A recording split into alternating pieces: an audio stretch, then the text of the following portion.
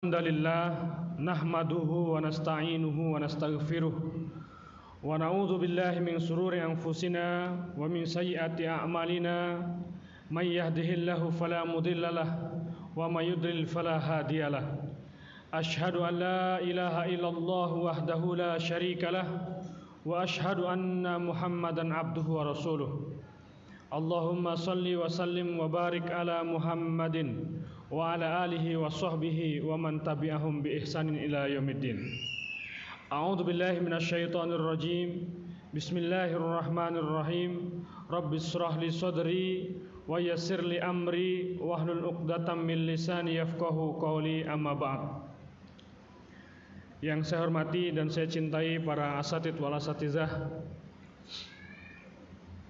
yang hadir pada acara kita malam hari ini, serta kaum muslimin wal muslimat yang ikut dalam kajian ini, yang semoga senantiasa berada dalam kasih sayang Allah Subhanahu wa taala.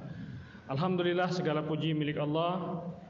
Dialah yang memperkenankan kita, mengizinkan kita bisa berjuang di tempat ini.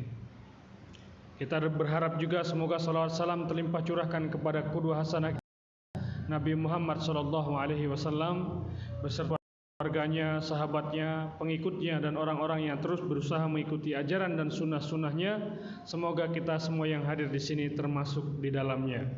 Amin ya Allah ya Rabbal Alamin. Bapak Ibu yang dirahmati Allah Subhanahu wa taala, sebelumnya saya mohon maaf suaranya agak serak-serak, lagi batuk. Kita akan membahas tentang misteri alam jin. Alam jin ini adalah kajian yang nggak pernah tuntas dibahas, nggak pernah selesai dibicarakan, nggak pernah bosan orang membicarakan, maksudnya begitu.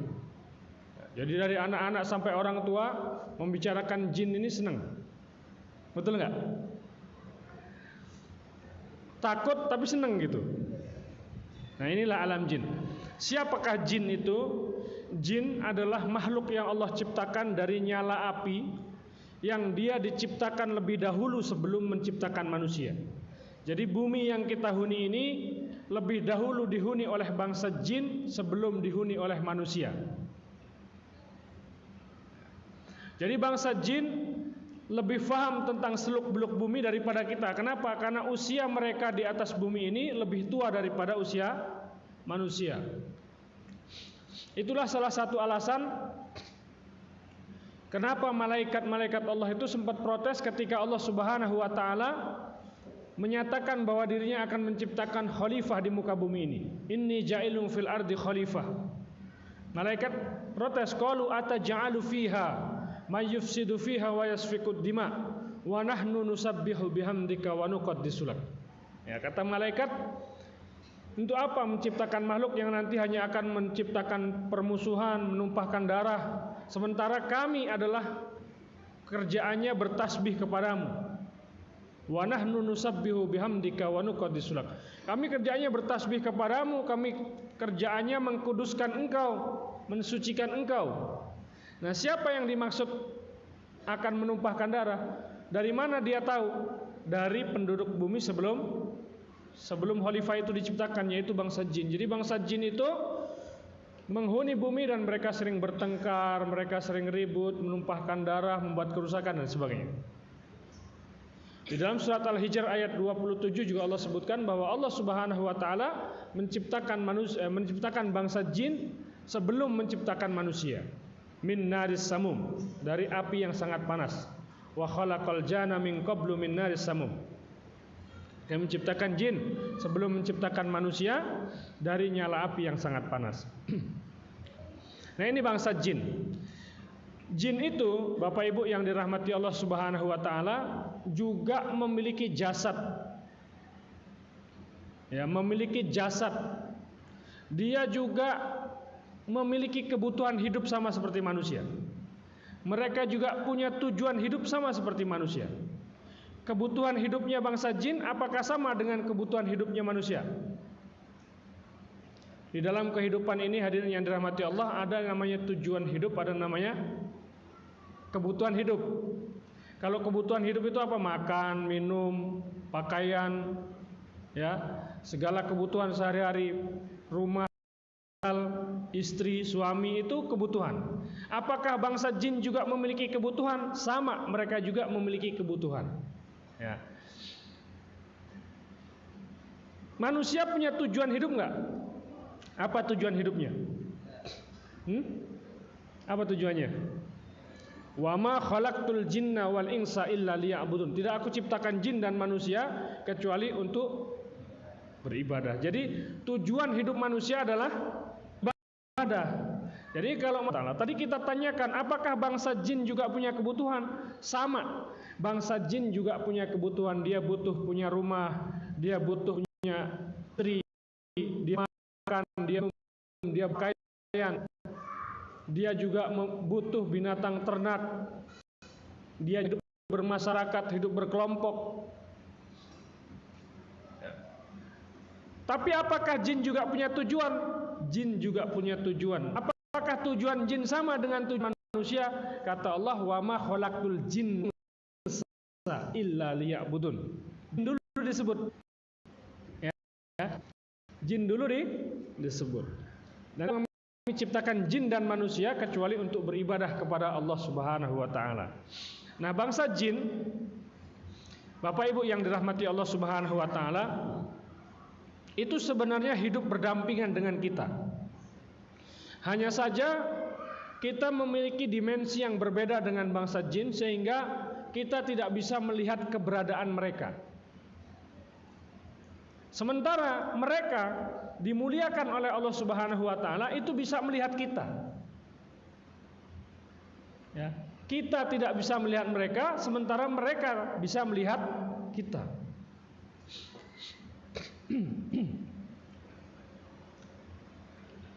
Nah, kemudian bangsa jin ini mereka juga memiliki tujuan hidup dan tujuan hidupnya sama dengan manusia, yaitu beribadah kepada Allah Subhanahu wa taala. Nah, kalau bangsa jin itu memiliki tujuan hidup dan tujuannya juga beribadah mencari ridho Allah Subhanahu wa taala, apakah bangsa jin juga memiliki agama? Bangsa jin juga punya agama. Apakah agama mereka juga berbeda-beda sama seperti manusia?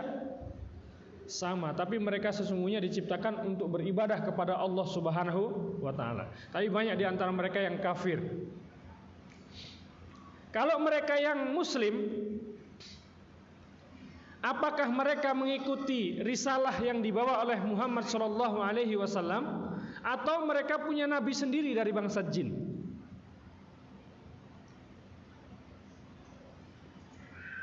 Nah, ada nabinya sendiri nggak bangsa jin? Atau mengikuti Nabi Muhammad? Nah, bangsa jin itu mengikuti risalah kenabian yang dibawa oleh Rasulullah SAW. Tidak ada nabi sendiri dari bangsa jin. Artinya apa? Artinya syariat yang berlaku bagi bangsa manusia, syariat yang berlaku bagi kaum muslimin dari bangsa manusia itu juga berlaku bagi bagi kaum muslimin dari bangsa jin. Itu. Jadi bangsa jin itu juga berarti wajib juga sholat, wajib juga zakat, wajib juga saum di bulan Ramadan, wajib juga dia melaksanakan haji. Apakah kalau mereka melaksanakan hajinya ke Mekah atau ada Mekah lain untuk bangsa jin? Sama, hajinya juga ke Mekah. Ya. Saumnya juga sama di bulan Ramadan. Menghadapnya juga ke kiblat kalau sholat.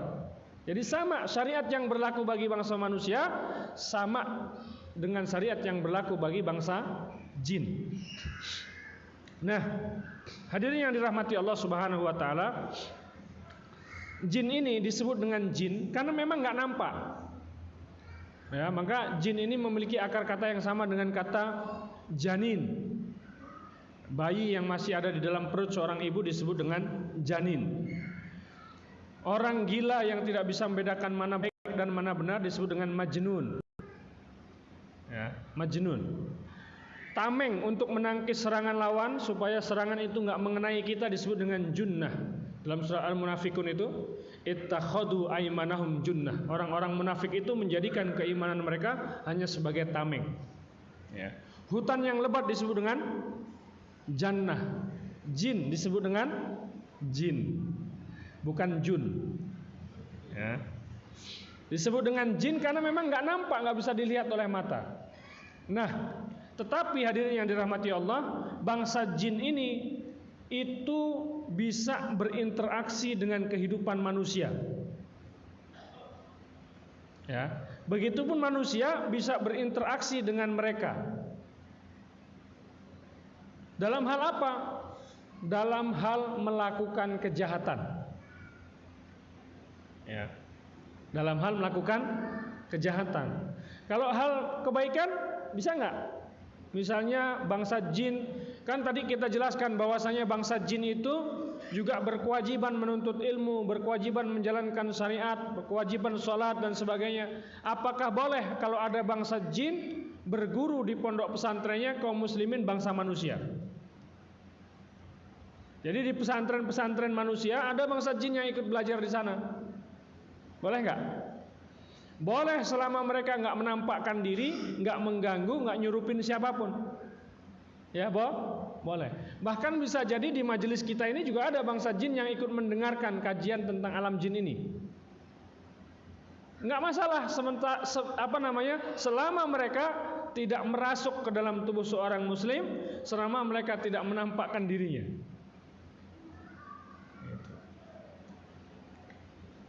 Ya, nah ada orang-orang yang dengan sengaja melakukan kerjasama dengan bangsa jin karena memang bangsa jin ini mereka bisa diajak kerjasama oleh manusia, tetapi syariat melarang perkara ini.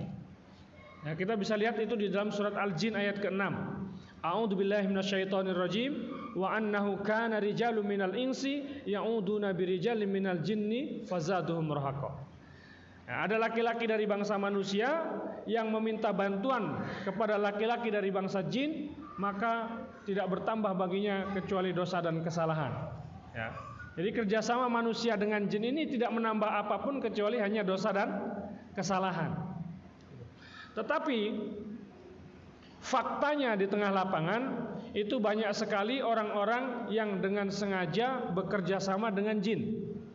Nah, bangsa jin ini hadirin yang dirahmati Allah itu bisa menjelma. Kalau jin ini bisa menjelma dalam wujud-wujud yang lain, ini sangat memungkinkan kita bisa melihat mereka. Menjelma dalam wujud apa? Dalam binatang-binatang yang menjijikkan. Ya. Menjelma menjadi anjing. Kata Rasulullah, anjing hitam adalah syaitan. Ya, kalau ada anjing hitam yang ada 2 titik putih di kepalanya, itu adalah syaitan, kata Rasulullah. Jadi kalau Bapak Ibu menyaksikan ada anjing hitam di kepalanya itu ada titik hitam 2, itu setan. Penjelmaan bangsa jin. Dia juga bisa menjelma menjadi ular atau menjelma menjadi binatang-binatang yang menjijikkan. Kemudian bangsa jin itu bisa membesar dengan cepat dan bisa mengecil dengan cepat. Bangsa jin itu ada yang berjalan, ada yang merayap, ada juga yang terbang. Nah, itu bangsa jin. Bangsa jin juga bisa melakukan pekerjaan-pekerjaan manusia seperti bikin bangunan, nyuci baju, cuci piring, bisa. Ya, kalau Bapak Ibu baca di dalam Al-Quran, di zaman Nabi Sulaiman alaihissalam, bangsa jin itu kerjanya membuat bangunan. Mereka membuat bangunan, mereka membuat piring-piring yang besarnya sebesar kolam, piring-piring raksasa. Itu piring-piring yang dibuat oleh bangsa jin, lihat dalam Al-Quran. Ya.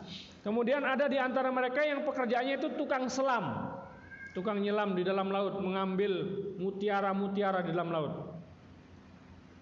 Nah, banyak manusia-manusia yang memanfaatkan kehebatan bangsa jin tersebut untuk mendapatkan kehebatan dunia.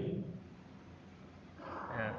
Dan bangsa jin juga sebagian besar dari mereka yang tidak beriman kepada Allah Subhanahu wa taala, yang tidak menjalankan syariat Rasulullah sallallahu alaihi wasallam, sebagian besar mereka mau diajak kerjasama oleh orang. Ya. Dan kerjasama manusia dengan jin ini dalam segala perkara. Dalam urusan sosial, politik, budaya, ilmu pengetahuan, pertahanan dan keamanan, kesehatan, orang pakai bantuan jin. Ya. Terus kemudian kita masih bahas tentang jin. Jin ini juga makan dan minum.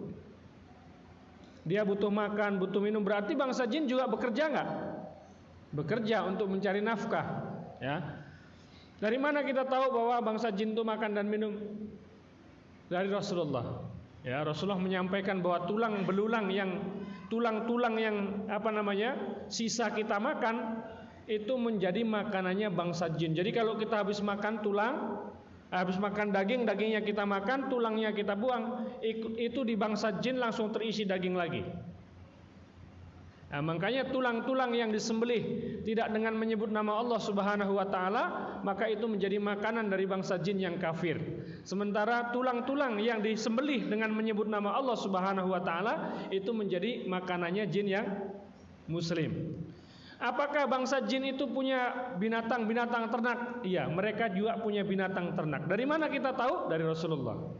Ya, ketika Rasulullah ingin beristinja, ya, minta dicarikan batu, ya, kemudian Rasulullah melarang kita membersihkan dengan menggunakan kotoran. Kenapa? Karena kotoran itu kotoran binatang ternak kalian itu adalah makanan dari dari ternaknya bangsa jin. Berarti jin punya ternak nggak? Punya ternak. Itu. Jadi mereka kehidupannya sama seperti kita. Mereka punya binatang ternak, mereka makan, minum, mereka bersuami, mereka beristri, ya. Nah, pertanyaan kemudian, apakah bisa bangsa jin mencintai manusia? Bisa. Apakah bisa dinikahkan antara manusia dengan jin? Bisa. Apakah punya anak? Apakah bisa punya anak keturunan? Enggak bisa. Ya, tidak bisa. Bangsa jin dengan manusia itu bisa nikah, Pak. Tapi boleh apa enggak pernikahan manusia dengan jin? Tidak boleh. Ya, tidak boleh. Apakah manusia bisa masuk ke alam jin dan apakah jin bisa masuk ke alam manusia? Bisa. Manusia bisa masuk ke alam jin dan jin bisa masuk ke alam manusia. Jin masuk ke alam manusia yaitu ketika orang kesurupan. Itu masuk ke alam manusia. Kalau manusia masuk ke alam jin itu enggak kelihatan. Ya, di zaman Umar Ibn Khattab radhiyallahu anhu itu pernah terjadi ada seorang wanita yang mengadukan dirinya ditinggal oleh suaminya sudah 4 tahun nggak pulang-pulang. Kemudian dia minta izin kepada Umar Ibn Khattab radhiyallahu anhu untuk menikah lagi. Suamiku sudah 4 tahun nggak pulang. Ya Amirul Mukminin, izinkan aku menikah lagi. Maka kemudian diizinkanlah oleh Umar bin Khattab, dia menikah lagi. Nggak lama dia menikah, suaminya datang. Ya, suaminya datang protes, ya Amirul Mukminin, bagaimana engkau nikahkan istriku ini sama orang lain? Padahal aku masih hidup. Kata Amirul Mukminin, di mana engkau pergi? 4 tahun nggak ada kabar, nggak pulang-pulang. Kata laki-laki itu, aku dipenjarakan oleh bangsa jin. Ya, aku dipenjarakan oleh bangsa jin, kemudian terjadi peperangan. Aku dipenjarakan oleh jin kafir, kemudian terjadi peperangan antara jin muslim dengan jin kafir, dan peperangannya dimenangkan, bebaskan, dan aku diberi tawaran ikut bersama mereka atau pulang, dan aku memilih pulang. Apa makananmu di sana? Kata Umar. Makananku di sana adalah berasal dari kacang-kacangan. Jadi dia dikasih makan di penjara bangsa jin tuh. Makanannya adalah berasal dari kacang. Ya, kacang-kacangan gitu. Tanaman-tanaman yang tubuh kacang diberikan. Apa minumanmu? Minumanku al-jadaf. Apa itu al-jadaf? Yaitu minuman-minuman yang enggak ditutup. Jadi minuman yang enggak ditutup. Ya. Itu menjadi minuman-minuman yang diberikan kepada dia. Makanya makanan dan minuman itu dianjurkan untuk ditutup. Karena kalau nggak ditutup nanti bisa dihisap oleh bangsa jin. Ya, kita nggak boleh memberikan jatah kepada bangsa jin dengan alasan kasihan, karena mereka sudah punya rezeki sendiri. Sampai kalau kita makan jatuh 1 butir, suruh diambil, dicuci dan dimakan. Ya. Ini makanya ini satu pelajaran penting. Kami pernah meruqyah seorang ibu yang dia menyadari bahwa di dalam tubuhnya itu ada jin. Setelah dia menyadari, dia hijrah total. Salatnya jadi bagus tepat waktu, baca Quran tiap hari, ibadah-ibadah yang lain luar biasa, sedekahnya pun semangat. Bagus semuanya. Semuanya sudah bagus. Tapi anehnya dia masih terus kesurupan. Setiap diruqyah kesurupan lagi, ruqyah kesurupan lagi. Nah, suatu hari kami diundang makan di rumahnya, dia menyiapkan makanan yang begitu banyak. Ya, makanan begitu banyak, yang dimakan cuma sedikit, sisanya banyak. Kami tanya, Bu, ini sisanya kemana? Ya kalau nggak habis dibuang. Nah, Ternyata dia sering sekali membuang-buang makanan. Ya, karena dia sering buang-buang makanan, Allah nyatakan bahwa mubazir itu adalah teman-teman setan. Ya, gara-gara dia sering buang makanan itu, jinnya nggak bisa diusir dari tubuhnya. Ya, bisa jadi sholatnya sudah bagus, sedekahnya sudah bagus, semuanya sudah bagus, tapi ternyata masih sering buang-buang makanan. Ini juga bisa menjadi salah satu pintu setan itu menguasai orang tersebut. Ya. Nah, ini bangsa jin. Dia bisa masuk ke alam manusia, dan manusia juga bisa masuk ke alam jin. Cuman kalau manusia masuk ke alam jin, dia nggak kelihatan. Rasulullah pernah menghilang, dicari oleh para sahabat. Ternyata dia dibawa oleh utusan-utusan bangsa jin. Mereka ingin mendengarkan dakwah dari Rasulullah Shallallahu Alaihi Wasallam. Itu. Nah, kalau Bapak Ibu mendengar berita viral yang belum lama, di India ada seorang nenek hilang, terdengar suaranya tapi orangnya nggak ada. Manggil-manggil cucu itu. Nah, suaranya kedengaran tapi orangnya nggak ada. Kemana dia? Bisa jadi itu disembunyikan oleh bangsa jin. Ya.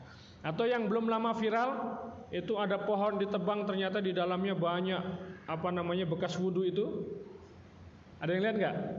Yang pohon ditebang terus di dalamnya banyak ceret bekas untuk wudhu itu disembunyikan oleh bangsa jin. Setiap orang wudhu taruh di situ hilang.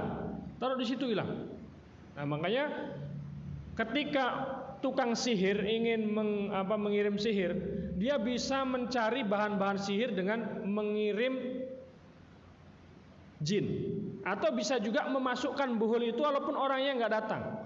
Salah satu ciri-cirinya kalau misalnya Bapak Ibu sering mimpi makan kotoran, ya, mimpi minum air kencing, mimpi makan bangke, mimpi makan kotoran manusia misalnya, itu salah satu tanda bahwa ada bangsa jin yang memasukkan namanya buhul-buhul sihir ke dalam tubuh seseorang dengan bantuan jin. Ada nggak yang pernah mimpi kayak gitu? Nah, jin itu dia bisa disuruh untuk mencuri, dia bisa. Ya, saya pernah meruqyah satu kampung di daerah Cipondoh, Tangerang. Itu satu kampung setiap hari kehilangan uang. Setiap hari kehilangan uang. Semua orang, bukan hanya satu orang. Sudah dirapihkan, ditaruh dalam Quran pun hilang. Ya. Ketika kami ruqyah, beberapa orang di antara mereka kerasukannya semuanya sama, kerasukan jin kera, monyet. Nah, ngakunya apa? Ngakunya dia itu dari gunung lupa namanya. Tapi gunung tempat pemujaan, Gunung Kawi. Di sini juga ada Gunung Kawi, tapi bukan Gunung Kawi sini. Ya. Tempat pemujaan. Jadi dia bilang, saya dari Gunung Kawi. Siapa yang suruh kamu? Itu rumah yang warna merah, yang dupanya nggak pernah mati katanya. Pas kami lihat, kami tadinya nggak tahu. Pas kami lihat ternyata betul, itu ada rumah warnanya merah semua. Ya, itu dupanya 24 jam nggak mati-mati. Ya, saya suruh orang di situ bikin aja tembakan air, ruqyah, matikan. Itu dupanya, tembak. Ya. Setelah diruqyah, ya, itunya saya suruh tembak pakai air. Nggak hilang lagi uangnya, alhamdulillah. Dan kalau nyimpen saya suruh baca Bismillahirrahmanirrahim. Nah, bangsa jin memang memiliki kemampuan untuk itu, Pak. Kalau kita lihat misalnya di dalam surat di dalam kisah Nabi Sulaiman alaihissalam, di mana Nabi Sulaiman alaihissalam mendapatkan informasi dari burung hudhud bahwa ada satu kerajaan yang dipimpin oleh seorang wanita namanya Balkis. Dia menyembah matahari, ya. Nabi Sulaiman alaihissalam memerintahkan agar burung hudhud itu mengantarkan surat kepada Ratu Bilqis supaya Bilqis itu datang kepada Nabi Sulaiman. Tapi begitu burung itu mengantarkan surat, Bilqis berada dalam perjalanan dari kerajaannya ke kerajaan Nabi Sulaiman. Nabi Sulaiman punya keinginan sebelum Bilqis sampai sini, singgasananya biar sampai sini dulu. Siapa di antara kalian yang sanggup memindahkan singgasananya Ratu Bilqis di hadapanku? Nah, di dalam Al-Quran disebutkan qala ifritu minal jinni, berkatalah ifrit dari bangsa jin, Ana atika bihi qabla an taqumu min maqamik. Aku akan mendatangkannya, aku akan mendatangkan singgasananya Ratu Bilqis itu di hadapanmu wahai Sulaiman sebelum engkau beranjak dari tempat dudukmu. Wa ana alaihi laqawiyyun amin. Dan aku untuk tugas-tugas seperti itu qawiyyun, aku ini kuat. Amin, aku bisa dipercaya. Jadi Ifrit menyatakan kesanggupannya bahwa dia sanggup memindahkan singgasananya Ratu Bilqis itu di hadapan Nabi Sulaiman sebelum Nabi Sulaiman beranjak dari tempat duduknya. Ya. Meskipun kemudian tender pemindahan singgasana itu dimenangkan oleh manusia, ya, karena ada manusia soleh yang selalu belajar kitab, dia memindahkan singgasananya Ratu Bilqis sebelum Nabi Sulaiman berkedip. Tahu-tahu udah pindah, kling, dah di situ. Nah, jadi manusia lebih hebat daripada jin. Tetapi pengakuan bangsa jin tersebut menjadi dalil bahwasanya bangsa jin itu memiliki kemampuan itu. Makanya kalau Bapak Ibu pernah menyaksikan misalnya orang yang kena sihir. Orang kena sihir, dia nggak habis makan paku, dia nggak habis ikut kuda lumping gitu ya. Tapi setelah dironsen di dalam perutnya itu ada pakunya, ada belingnya, ada potongan besinya di dalam perutnya. Bagaimana itu bisa masuk? Itulah kerjaan bangsa jin. Ya. Nanti Bapak Ibu lihat di ini apa namanya di internet. Itu ada Supiati manusia paku. Jadi paku ini sudah dikeluarkan banyak oleh tenaga medis. Besoknya banyak lagi, dikeluarkan lagi banyak lagi. Nah, apa itu? Itulah fenomena sihir. Sihir itu benar-benar ada, Pak. Ya, sihir itu benar-benar ada dan sihir adalah kejahatan yang dilakukan oleh manusia, yang mana manusia ini melakukan kerjasama dengan bangsa jin. Maka kejahatan yang dilakukan manusia tanpa bantuan jin itu biasa. Tapi kalau kejahatan yang dilakukan oleh manusia dengan bantuan jin ini bisa luar biasa. Dan sihir itu kalau ditinjau dari tujuannya itu ada dua. Ada sihir yang disebut dengan sihir abyad, sihir putih. Ya, sihir apa, Pak? Sihir putih. Kenapa disebut sihir putih? Sihir tapi gunanya baik. Sihir tapi digunakan untuk ngobatin orang sakit. Sihir tapi digunakan untuk orang supaya laris usahanya. Sihir tapi digunakan untuk apa namanya? Mengusir sihir lagi gitu. Ya. Ini disebut dengan sihir abyad atau sihir untuk perlindungan. Itu sihir tapi karena dilihat manfaatnya itu baik, maka dianggap itu sebagai sihir putih. Ada lagi namanya sihir aswad. Apa itu sihir aswad? Itu sihir hitam. Sihir yang digunakan untuk membunuh, sihir yang digunakan untuk mencelakai, sihir yang digunakan untuk membuat orang gila, sihir yang digunakan untuk memisahkan seseorang dengan pasangannya. Itu disebut dengan sihir aswad. Tapi sihir aswad ataupun sihir abyad, kedua-duanya sihir. Kedua-duanya adalah ilmu yang di dalam prosesnya menggunakan bantuan jin. Dan sama-sama berarti nggak boleh juga. Tapi sekarang ini viral di media-media sosial, ada dukun perempuan ya, pakai bantuan jin. Karena ilmunya nggak melalui satu proses belajar, Pak. Tapi ilmunya kalau orang Jawa bilang ilmu tiban. Tahu ilmu tiban, Pak? Ilmunya itu setelah ditiup, dibacakan suratul Fatihah, Bismillahirrahmanirrahim, Alhamdulillahi Rabbil Alamin. Terus ditiupkan, bah. Nah, setelah ditiupkan, bacaan Quran ini katanya menjadi satu energi yang menyerupai seorang wanita, kemudian masuk ke dalam tubuhnya. Nah, sejak dia masuk dalam tubuhnya, dia langsung bisa ngobatin. Itu ilmu tiban namanya. Ilmu transferan, ilmu yang bisa ditransfer, ilmu yang bisa diinstal, ilmu yang bisa diusap langsung masuk, itu namanya ilmu pakai bantuan jin. Ada orang tadinya nggak kebal, setelah diusap dadanya, bacok nggak mempan, jadi kebal, dimasukkan jin.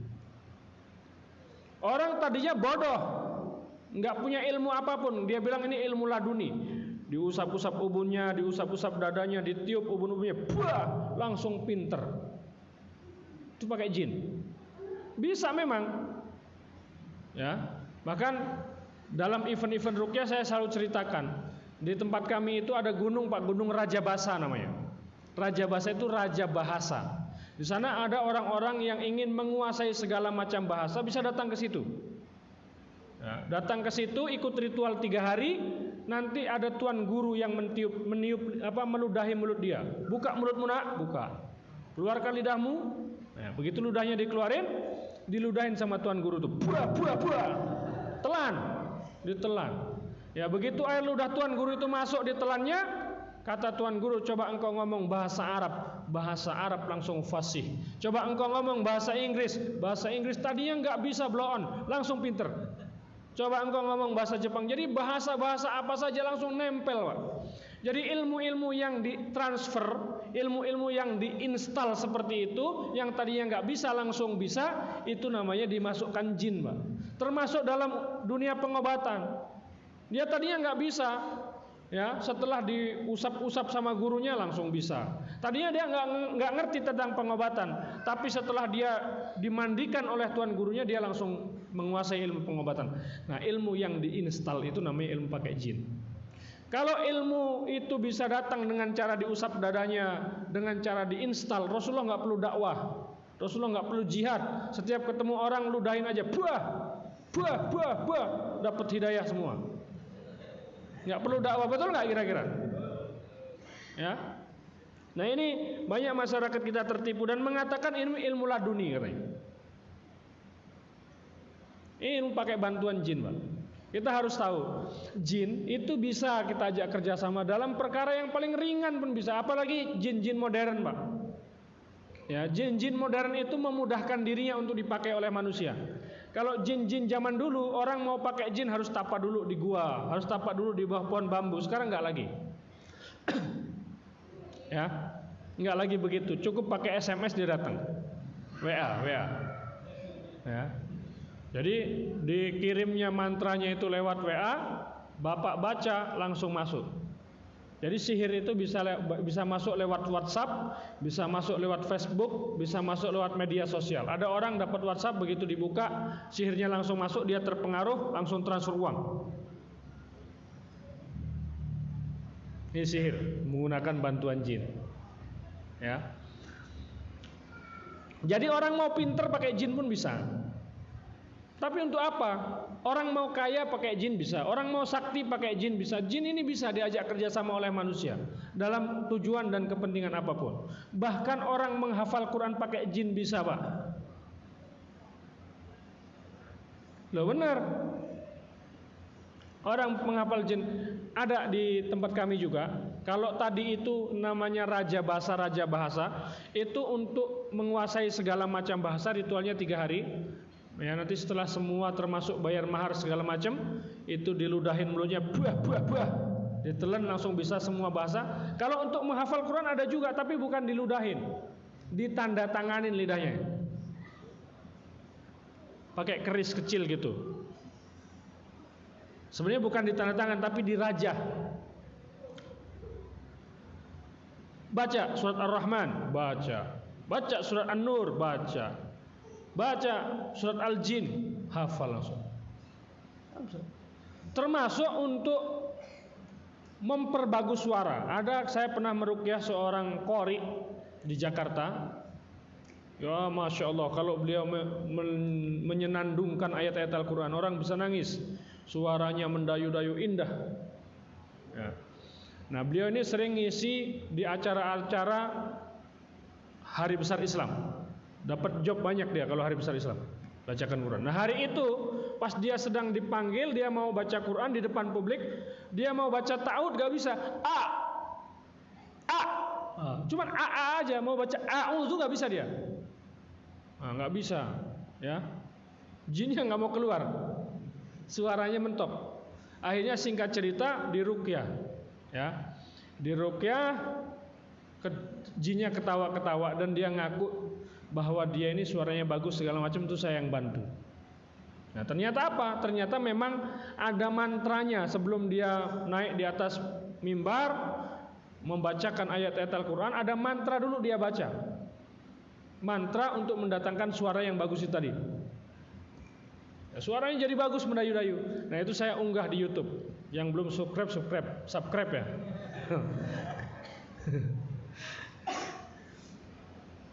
Ini channel YouTube saya. Judulnya Ruqyah Ruqyah Sang Qori. Jadi qori ya. Itulah bangsa jin. Hadirin yang rahmatullah. Isya jam berapa ya? Masuk sudah? Hah? Sudah masuk berarti? Baik. Ya. Waktunya terlalu ringan membicarakan bangsa jin ini. Biasa setengah hari pun orang senang bicara bangsa jin ini. Karena bangsa jin ini kajian yang unik, menarik ya, dan ini ada di sekitar kehidupan kita. Pelaku-pelakunya juga banyak di tengah masyarakat kita. Nah, termasuk pelaku-pelakunya kadang-kadang adalah orang-orang yang ditokohkan di tengah masyarakat. Dia punya jin khodam. Memang orang kalau punya jin nampaknya hebat, tapi sesungguhnya dia lemah. Ya. Dan Bapak Ibu yang dirahmati Allah Subhanahu wa taala, kita nggak perlu takut dengan orang yang punya jin, nggak perlu takut dengan orang yang punya khodam jin, karena semakin banyak jin yang dia miliki, semakin lemah dia di hadapan orang beriman. Ya. Allah nyatakan, a'udzubillahi minasyaitonirrajim, innahu, sesungguhnya bangsa setan itu, bangsa jin itu, laisa lahu sultanun, mereka enggak punya kekuatan. Alal ladina amanu, di hadapan orang-orang yang beriman kepada Allah, wa ala rabbihim yatawakkalun, dan dia bertawakal kepada Allah. Jadi kita enggak patut takut kepada bangsa jin, ya. Rumusnya kalau kita takut sama jin, jin berani sama kita, tapi kalau kita berani kepada jin, jin takut kepada kita. Ya, jadi kita jangan pernah takut kepada jin dan jangan pernah takut kepada orang yang punya jin. Ya, jadi kalau Bapak Ibu jumpa dengan orang yang gak mempan dibacok, nggak usah takut, itu gampang. Bagaimana caranya Bapak Ibu wudhu yang sempurna? Wudhu yang sempurna. Ini pengalaman asli, pengalaman saya. Ya, mudah-mudahan orangnya sudah tobat sekarang. Saya kebetulan orang tua saya tinggal di Lampung, sampai sekarang masih di Lampung, dan saya tinggal di Jakarta, sekarang tinggal juga di Balikpapan. Ya, jadi bolak-balik Jakarta, Balikpapan. Nah, saya setiap bulan saya selalu tengok ibu saya di Lampung. Kalau tengok ibu saya, otomatis lewat penyeberangan Merak Bakauheni. Nah, di sana di kapal Merak Bakauheni itu banyak orang jualan minyak, Pak. Jualan minyak, ya, pakai baju serba hitam semua, udeng-udengnya hitam, semuanya hitam. Dia pakai golok tajam, membawa pohon pisang. Pohon pisangnya diletakkan di badan dia tanpa alas. Ya, itu pohon pisangnya hancur berantakan, tapi badannya tak sedikit pun luka. Ya, dia telinga dia gores-gores nggak mempan, lidah dia gores-gores nggak mempan. Ya. Rambut dia gores-gores nggak mempan. Saya punya kebiasaan jaga wudhu, jadi batal wudhu. Karena orang yang dalam keadaan suci itu ada jaminan Allah Subhanahu Wa Taala. Dan Allah juga menyukai innallaha yuhibbut tawabin wa yuhibbul mutatahhirin. Allah suka orang yang jaga kesucian. Nah, pas saya masuk, saya berdoa, ya Allah, jadikan khodam-khodam orang itu ketakutan dengan kedatangan saya. Saya baca la ilaha illallah wahdahu la syarikalah lahul mulku wa lahul hamdu wa huwa ala kulli syai'in qadir. Saya cuma baca itu. Habis itu saya lewat, saya duduk paling belakang. Pas dia lagi kerat lidah, Pak. Lidahnya tinggal separuh, Pak. Lepas, berceceran darah, ya, dia langsung berhenti, tutup permainan. Saya nggak tahu kalau dampaknya bakal separah itu. Sekiranya saya tahu bahwa akan seperti itu saya nggak akan lakukan. Gitu. Artinya ternyata memang lemah. Semakin sakti semakin lemah. Gitu. Ya. Jadi yang penting kita nggak menyekutukan Allah, kita betul keimanannya, ya, nggak terlibat dalam dunia kesyirikan. Insya Allah setan-setan itu takut. Jadi jangan takut sama setan, setan yang takut kepada kita. Karena kita khalifatullah fil ard, pemimpin di muka bumi ini. Ya, baik, sudah masuk waktu Isya. Ya. Belum ya? Mudah-mudahan nanti bisa difasilitasi untuk menyambung di waktu yang lain. Mungkin kalau misalnya selepas Isya jauh lebih cukup waktunya ya. Sudah azan. Wabillahi taufiq wal hidayah. Assalamualaikum warahmatullahi wabarakatuh.